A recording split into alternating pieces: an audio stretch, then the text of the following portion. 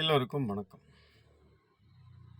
கரூரில் நடந்த இந்த மிக துயரமான, வேதனையான சம்பவத்திற்கு வருத்தத்தையும், மிகவும் வேதனையையும் தெரிவித்துக் கொண்டு, அங்கே உயிர்களை இழந்து வாடும் அந்த குடும்பங்களுக்கு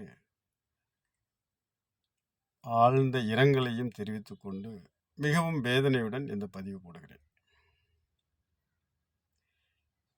தோழர்களே, சினிமா மேலேயும் சினிமா நடிகர்கள் மேலேயும் உள்ள மோகம் இருக்கே, இந்தியாவில் குறிப்பாக தமிழ்நாட்டில் இருக்கிற மோகம் மாதிரி உலகத்தில் வேறு எங்கேயும் பார்க்க முடியாதுங்க.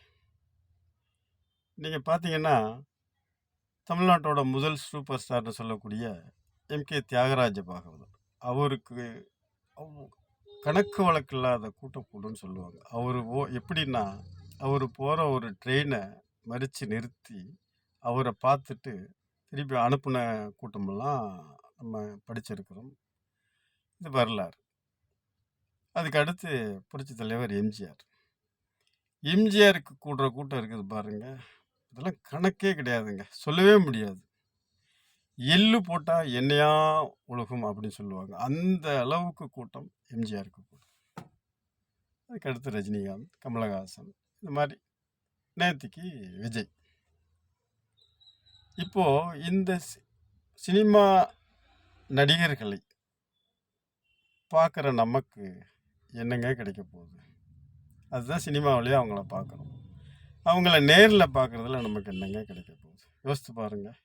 வேணா சொல்லிக்கலாம், நான் எனக்கு பிடித்த நடிகர் கூட ஒரு செல்ஃபி எடுத்துக்கிட்டேன், அவர் கூட ஒரு ஃபோட்டோ எடுத்துக்கிட்டேன் அப்படின்னு அக்கம் பக்கத்தில் இருக்கவங்க கிட்ட நம்ம பெருமை அடிச்சுக்கலாமே தவிர அதில் கிடைக்கிறது ஒன்றுமே இல்லை. நீங்கள் நல்லா யோசித்து பாருங்கள்.